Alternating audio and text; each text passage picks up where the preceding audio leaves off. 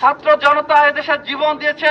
আমরা দেখেছি একটি রাষ্ট্র সংস্কারের মাধ্যমে এদেশে আমরা ভেবেছিলাম যে নতুন একটি বাংলাদেশের স্বপ্ন নিয়ে দেশের মানুষ এই দেশ পরিচালনা করবে, দেশের রাজনীতিবিদরা। এজন্য যে সংস্কার হয়েছিল বিভিন্ন দলের বিভিন্ন প্রতিনিধিদের নিয়ে, তখনকার অন্তর্বর্তী সরকার সংস্কার করেছিল।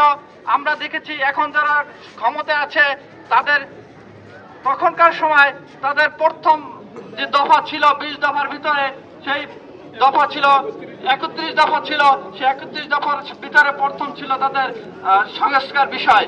কিন্তু তারা যখন এখন ক্ষমতায় এসেছে, ক্ষমতায় আসার পরে তারা সেটাকে এখন আর সংস্কার করতে চায় না।